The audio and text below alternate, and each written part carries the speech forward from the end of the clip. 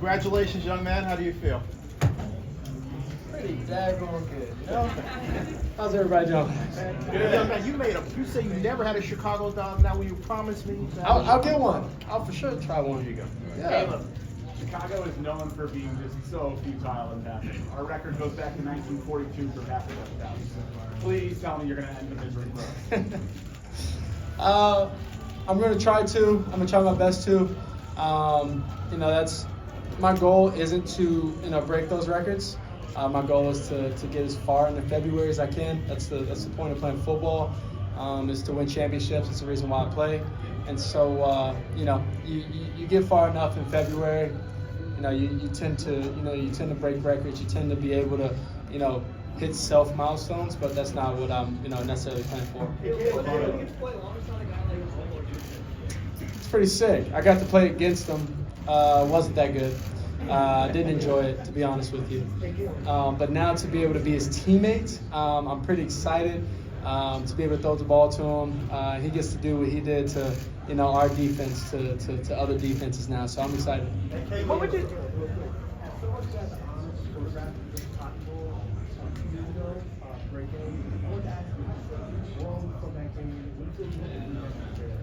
Yeah.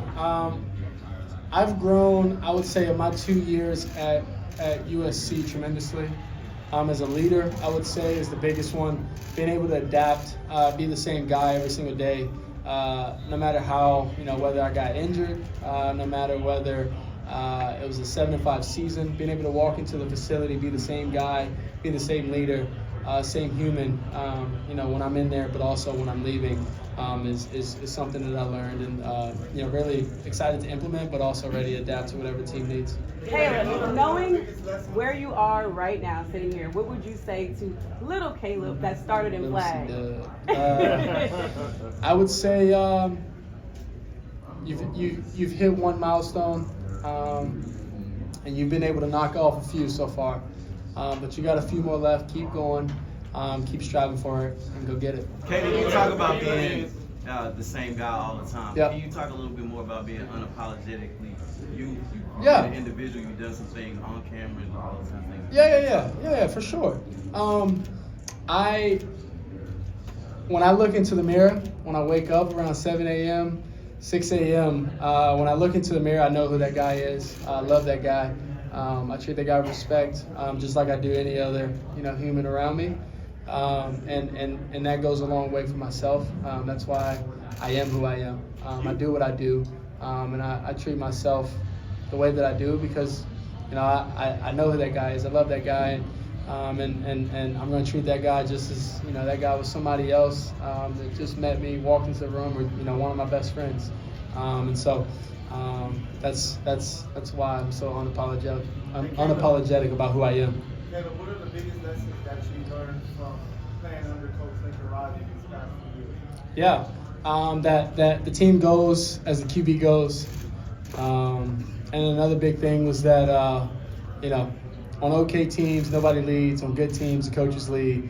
On the great teams and elite teams, that players lead. So, that's something that he and him and TK instilled in me, something that, I'll always remember and take with me. What has sold you on the Bears? What has sold me? Yeah. I would say you can tell they want to win from all the way up top to the executives, all the way down to, the equipment staff that get us all geared up for game days and things like that. They all want to win, and that's exciting to go into. And then also, that the fans are ready and rowdy, and I can't wait for that. That's something that I'm excited for. I'm ready for, and ready to get the thing going. Hey, when I got the opportunity to talk to you yesterday, Yep. you talked about how you thought you were going to feel after your name got called. How were you feeling after your name got called? Yeah, it was a unique moment, unique time for me, because I've been striving and reaching for this moment to be the number one pick, and so I'm really excited. I'm really excited to be on this team. We got a pretty good team, and you just got to go in. You got to work. You got to strive for greatness. Set your goals high, and then do all the little things in between because all the little things matter at the end of the day. You know the biggest- Time for two more. NFL draft history, 5 quarterbacks go in the top 10, also Yeah. 14 offensive players in a row. What's it mean to be a part of that? What's it say about this draft class? It's a special draft class. I mean, it's a lot of explosive players that went, a lot of powerful players. My teammate, one of my good friends, dearest friends, Olu Fashanu, I believe went to the Jets. We got Roma Dunze. You know, I'm excited. All the QBs that went after me. You know, Jaden went right after Drake. I believe Penix went 8. Bo Nix went 14th or 12th to the Denver. And so you know, it's an awesome draft class. Got great guys in it. And you know, excited for everybody's future. Hey, Caleb, Caleb, Caleb, Pac-12 is closing out with so many great quarterbacks going high like this. It shows the last year of the Pac-12 was a really good year for us, and it was a good way to close out the Pac-12.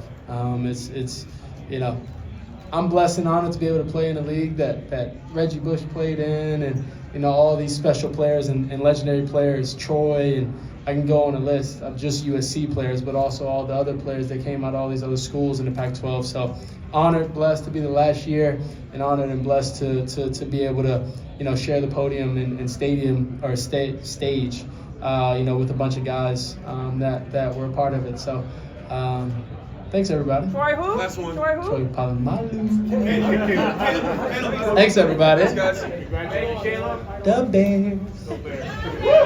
Go Bears! Go Bears! Bear now, baby. Know the chop for the short chop.